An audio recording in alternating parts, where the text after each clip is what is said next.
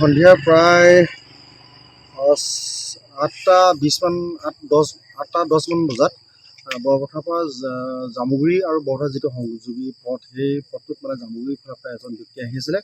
এনেকৈ বিলগা তিনিআলিৰ ওচৰত এক্সিডেণ্ট হৈ দুজন গুৰুতৰভাৱে আহত হয়।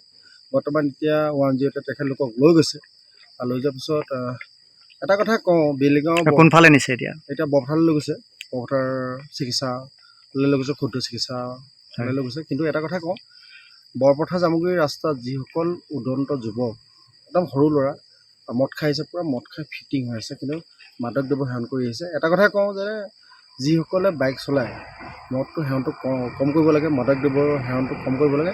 মাদক দ্ৰব্য নোখোৱাহেঁতেন আজিৰ তাৰিখত মানে তেখেতলোকে এইটো এক্সিডেণ্ট নহয়, মানে কোনো গাড়ী নাই কিবা নাই, কিন্তু তেওঁলোকে কণ্ট্ৰল হেৰুৱাই আহি পিনে জেৰুৱাত মাৰি পিনে আহি পিনে এক্সিডেণ্ট হয়, গুৰুতৰভাৱে আহত হয়, যাৰ বাবে আমাৰ গোটেই ওচৰ চুবুৰীয়া মানুহে আহি তেওঁলোকক সহায় কৰিবলগীয়া হৈছে। গতিকে এটা কথা কওঁ, এজন হ'ল গড়গাঁৱৰ ল'ৰা, এজন হ'ল সপনগুৰিৰ ল'ৰা। দুজনৰ কথা সেইটোৱে জানিছোঁ যে এজন গড়গাঁও, এজন সপনগুৰি।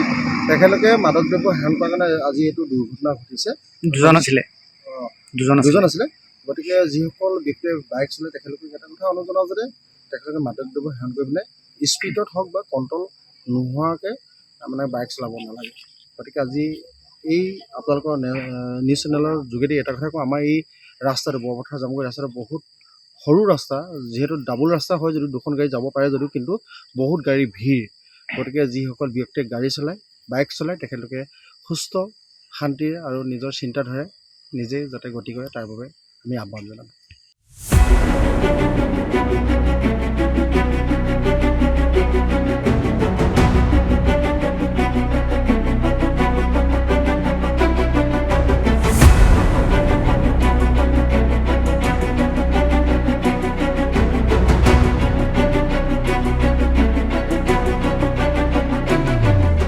সন্ধিয়া প্ৰায় 8:10 বজাত বৰপথাৰ পৰা জামুগুৰি আৰু বৰপথাৰ যিটো সংযোগী পথ সেই পথটোত মানে জামুগুৰিৰ ফালৰ পৰা এজন ব্যক্তি আহি আছিলে।